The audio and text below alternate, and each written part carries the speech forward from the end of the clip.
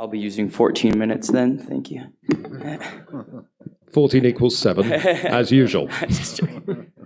So thanks for the opportunity to present our work. Detrusor underactivity is an important contributor to voiding dysfunction. Barrington described 3 excitatory urethra to bladder reflexes that are shown to work via hypogastric, pudendal, or pelvic nerve afferents, here pictured innervating the proximal urethra. We hypothesized that these reflexes could provide a therapeutic target for the treatment of detrusor underactivity and turned our attention to the spinal shock DU model. We electrically field stimulated the nerves of the proximal urethra in rats, spinal intact, and in most cases after suprasacral spinal cord injury.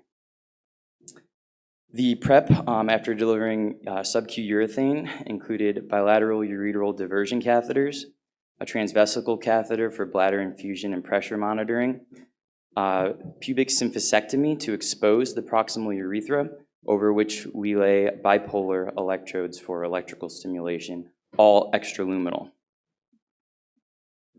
Following some continuous cystometry to ensure spontaneous bladder activity and a period of stable intravesical pressure, electrical stimulation was applied for 30 seconds with a 60-second off period. Frequencies and voltages were varied systematically, and after spinal cord transection stimulation, so essentially at the conclusion of the experiments, we demonstrated overflow incontinence to prove that we did create spinal shock conditions.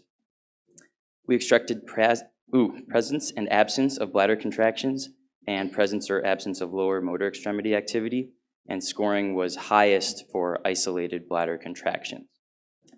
Here is a single rat cystometrogram at stable bladder volume at frequency of 20 hertz. From left to right, 20 volt stimulation yielded no bladder or motor response, thus a score of 0. At 30 volts and 40 volts, there was an isolated bladder contraction yielding a score of +2.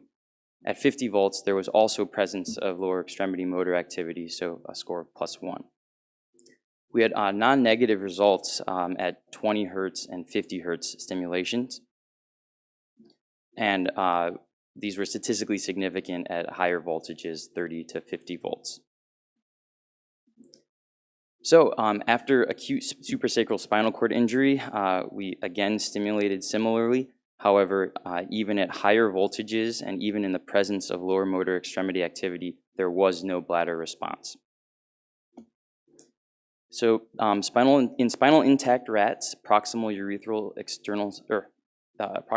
electrical stimulation at 20 and 50 hertz yielded reliable bladder contractions in the absence of motor responses, and failure to elicit these responses post-acute spinal cord injury suggests some suprasacral involvement for these reflexes.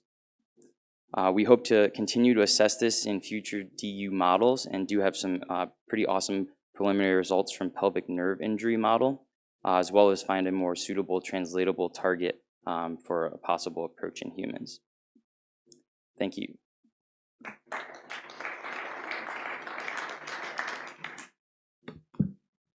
This is a nice study. You use 20 and 30 volts.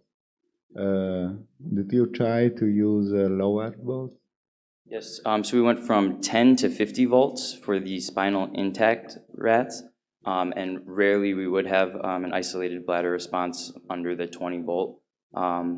Because usually when you use to implant the Brindley system, you use the lower, because if you use the higher, maybe you move the foot, but you don't have no bladder contraction at all. That's why I'm glad we recorded motor response too, because the actual current that's these nerves receive with this field stimulation is kind of unknown. So as long as we were under that motor threshold, we were pretty satisfied. Well, I'm sort of assuming that your persisting motor activity is because it's a monosynaptic reflex, whereas the bladder activity is more complex with interneuronal communication. So it's a much more vulnerable reflex, the voiding activity.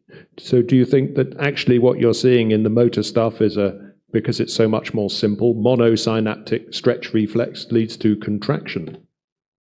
I don't know exactly. I think because it was a field stimulation and we not every single time that these electrodes were placed over, we could be sure that it was just these 3 target nerve afferents. I think there was just spread when we were at higher voltage, but I don't know for sure. Yeah, there would be spread, wouldn't there? Yeah. Marcus. Sir? Hi. Yeah. Peter was here from Utrecht, Netherlands. Just to be sure, did you say that your animals voided, or did you observe contractions? So for this, we were just looking for contractions. However, it did get very exciting. We were seeing voids.